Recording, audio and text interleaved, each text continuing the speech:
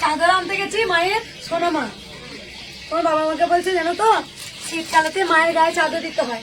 আমি চাদর দিতে হয় বলছে হ্যাঁ। চাদর কিনতে গেছি, সব থেকে কমা চাদর খুঁজছি।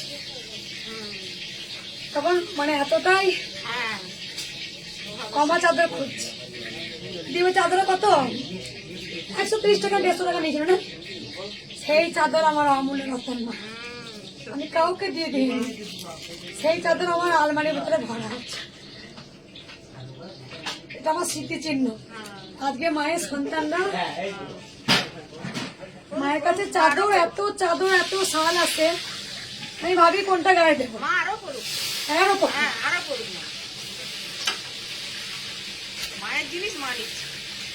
আমি মানে মা যখন এসেছিল বলে তখন মাকে আমি বকছি, অপমান করছি। কেন এলি আমার কাছে, তুই কেন এলি? তোকে আমি ভালো খাওয়াতে পারবো না। হ্যাঁ,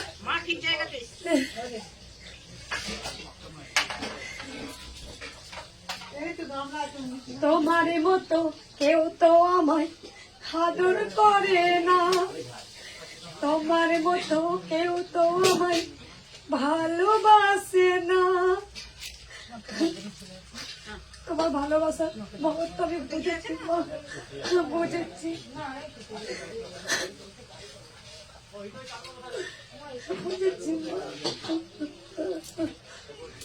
যখন আমি তোমাকে বলতাম মা গো, মা তুই কেন এলি মা, দেখো মা তোমার কত রাগ নেই, তোমার কোনো অভিমান নেই মা। মা তুমি সবার প্রতি রাগ করো, অভিমান করো, কিন্তু তুমি আমার প্রতি কেন করো না মা?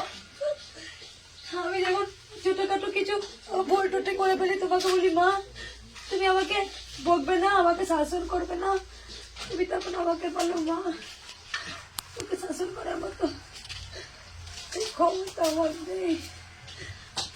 কেন বলো এই কথা মা? আমি বুঝতে পেরেছি তুমি কেন বলো। তুমি জানো আমি না সেবা করে কেন নেই কর্ম করছি মা। তোমার মতো কেউ আমার ভেতরটা বোঝে না মা, ভেতরটা কেউ বোঝে না। আমি কোনোদিন আমার জন্য এক চিটে ফুটো চিন্তা করিনি মা।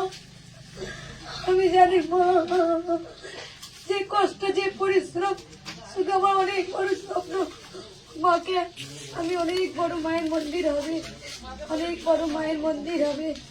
আমি তাই তুমি আমাকে বকো না মা, তাই তুমি আমাকে কোনোদিন শাসন করোনি মা।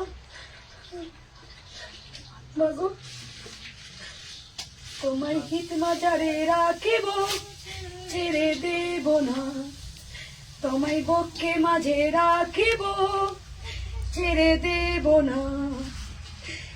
যত ঝড় আসুক, যত কষ্ট আসুক, তোমার হিত মাঝারে রাখিব, ছেড়ে দেব না। কলিযুগের কৃষ্ণ তুমি কালী হয়ে এলে, কলিযুগের কৃষ্ণ তুমি কালী হয়ে এলে। কেউ না বুঝিলে তুমি বুঝেছিলে, কেউ না বুঝিলেও তুমি বুঝেছিলে। আমার মঙ্গলা হিত মাঝারে রাখিবে, আমার মঙ্গলা হিত মাঝারে রাখিবে। শত কষ্ট চেপে রেখে, শত কষ্ট চেপে রেখে, এক মুখ হাসি মুখে মায়ের সন্তানের কাছে দাঁড়াবে। আমার হাসি দেখে গোটা বিশ্ব আজ মা হেসেছে, আজ মা হেসেছে। কেউ না জানলো মা আমাকে ভেতর